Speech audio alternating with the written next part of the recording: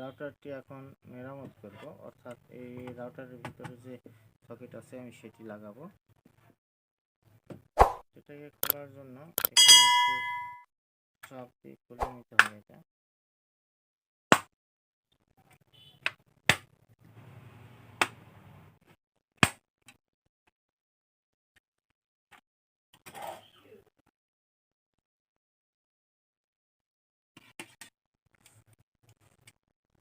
দেখতে পাচ্ছেন এখানে একটা সকেট ছিল, সকেটটি নাই।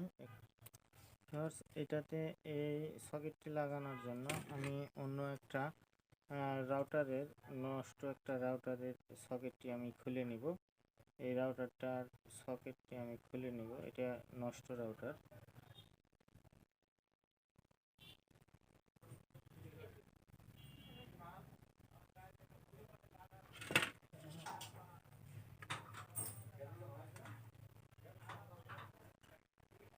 সেখান থেকে আমি এইটা খুলে নিলাম।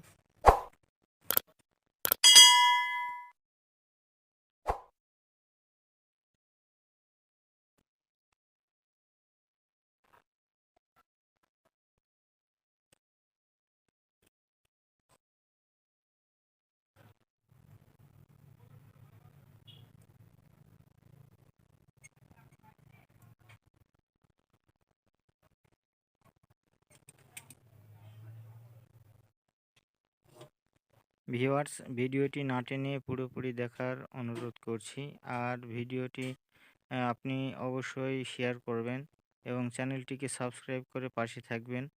আমার এই নতুন চ্যানেলে সদস্য সংখ্যা কম, আপনারা যদি একটু সহযোগিতা করেন সাবস্ক্রাইব করে, ভিডিও লাইক করে, শেয়ার করে, তাহলে ভিডিও বানিয়ে একটু মনের দিকে ভালো লাগে। আর যদি আপনারা এইসব লাইক, শেয়ার, কমেন্ট, সাবস্ক্রাইব না করেন তাহলে কাজের প্রতি মন ভেঙে যায়।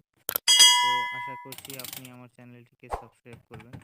তো ভিউয়ার্স, আপনি এই ধরনের রাউটারগুলো যদি ঘরে বসে মেরামত করতে চান তাহলে আপনি এই ভিডিওতে দেখানো কাজগুলো আপনি ঠিকঠাক দেখে ভিডিওটি প্রয়োজন বোধে স্কিপ করে রেখে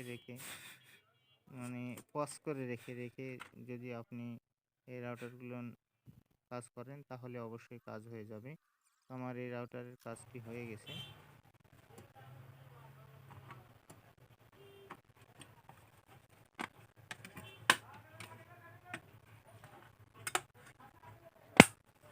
রাউটারটি এখন আমি চালু করে দেখাবো এবং আপনারা এই ভিডিওটি পুরোপুরি ধৈর্যের সহিত দেখার জন্য আপনাকে ধন্যবাদ এবং ভিডিওটি পুরোপুরি দেখার জন্য আপনাকে ধন্যবাদ। যেখানে এখন আমি পাওয়ার পটটি দিয়ে দিব, যে পাওয়ার পটের কেবলটি ঢুকিয়ে দিলাম পিনটি, এই যে আমার রাউটার চালু হয়ে গেছে।